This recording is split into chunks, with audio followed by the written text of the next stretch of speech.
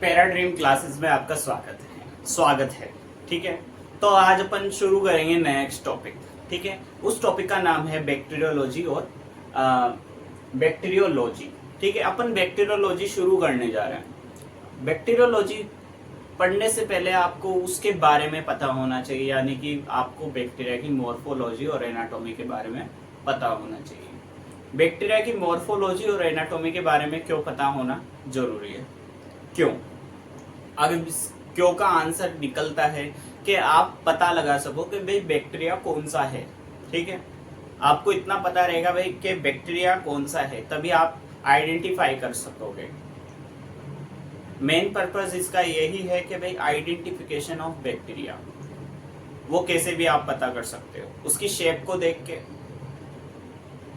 अगर वो Oval shape है, ओवल कोकी, बेसल शेप है तो बेसिलाई, ऐसे अपन देख के बताएंगे।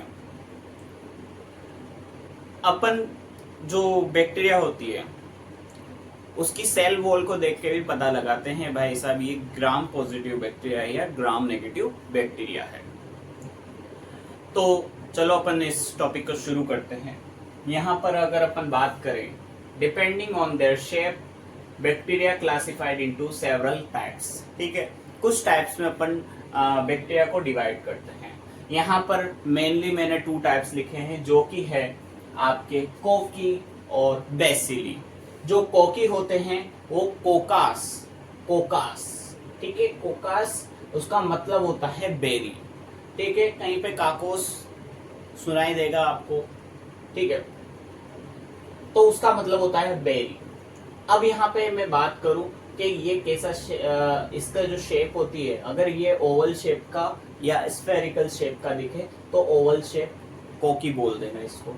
अगर ये पेयर्स में दिखे तो इसको डिप्लोकोकी बोलना। अगर ये चेन्स में दिखे तो स्ट्रेप्टोकोकी बोलना। अगर ये क्लस्टर में दिखे तो स्टेफाइलोकोकी बोलना।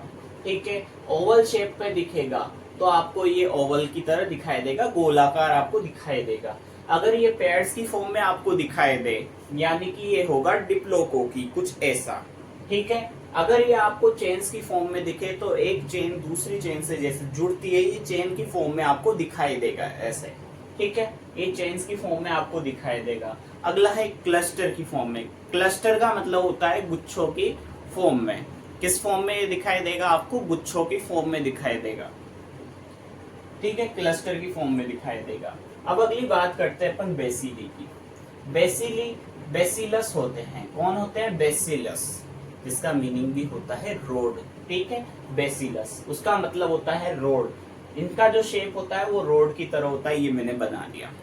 ठीक है, इसके बाद अपन नेक्स्ट स्लाइड पे चलते हैं। हाँ, तो अभी ये नेक्स्ट स्लाइड अपन देखते हैं। ठीक है, अब जो नेक्स्ट स्लाइड की अगर मैं बात करूं तो इसमें अपन जो बेसिली होता है उसको फर्दर अपन आगे डिवाइड कर रहे हैं, यानी कि फर्दर उसकी शेप के बारे में अपन बात करें। सम बेसिली में हैविंग अ पेक्यूलर, यानी कि पर्टिकुलर कोई अरेंजमेंट होती है इनकी बेसिलाई की। कोको बेसिली होगा। कोको बेसिली क्या होता है? इसकी शेप, इसकी लेंथ और विड्थ अगर बराबर होगी तो इसको कोको बेसिली बोलेंगे। ठीक है, ब्रेसुला इसका एग्जाम्पल है। स्ट्रेप्टोबेसिली, इसका अरेंजमेंट चेन की फॉर्म में होगा। किस फॉर्म में होगा? चेन्स की फॉर्म में होगा। इसका एग्जाम्पल है स्ट्रेप्टोबेसिलस। क्या एग्जाम्पल है? स्ट्रेप्टोबेसिलस। ये इम्पोर्टेंट है, ये इम्पोर्टेंट है आपके लिए। ये चाइनीज लेटर की तरह आपको दिखाई देगा। इसका एग्जाम्पल है कोरेनोबैक्टीरियम। अगर ये कोमा शेप होता है बेसिलस, अगर कोमा शेप होता है, इसको कर्व अपीयरेंस आपको दिखाई देगा। कोमा देखा है आपने? कुछ ऐसा होता है कोमा आपको ये शेप दिखाई देगा। उसका एग्जांपल है विब्रियो कोलेरी। स्पाइरिला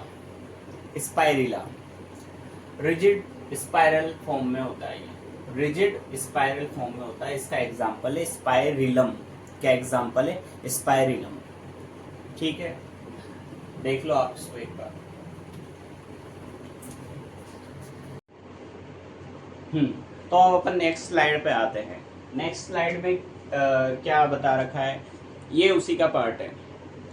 ठीक है, जैसे अपन ने देखा था बेसिलिके पर्टिकुलर शेप्स, ठीक है, तो उसी में अपन आगे चल रहे हैं। स्पायरोचेट्स, एक्टिनोसाइट्स और माइकोप्लाज्म। स्पायरोचेट्स क्या होते हैं, ये फॉर्म करते हैं स्पायरा, ठीक है, स्पाइरल शेप होते हैं, जिसका मीनिंग होता है कोयल। क्या होता है, जिसका मीनिंग होता है कोयल, ठीक है, जिसका मीनिंग क्या होता है, कोयल शेप, ऐसे कोयल बनाएंगे, ठीक है।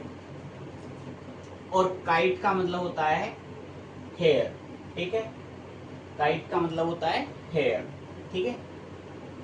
इसका एग्जाम्पल है ट्रेपेनोमा। क्या, ट्रेपेनेमा, नोमा। अब नेक्स्ट है एक्टिनोमाइसीट्स। ये क्या बनाता है, एक्टिन्स बनाता है। इसका मतलब होता है रे, रे यानी कि किरण, ठीक है, रे बनाता है। माइट्स का मतलब होता है फंगी, ये फंगी की तरह दिखता है, resembling like fungi. Mycoplasma wall deficient होता है, यानी कि इसके वॉल नहीं मिलेगी। वॉल का मतलब है भाई साहब, कोई जो बैक्टीरिया है इसके बाहर ये सेल वॉल मिलती है, ठीक है, तो इसके बाहर अगर वॉल ही नहीं मिलेगी तो जो इसका शेप है वो कैसा रहेगा, वो कैसा रहेगा, स्टेबल नहीं रहेगा, ठीक है, इसके पास कोई स्टेबल शेप नहीं रहेगा।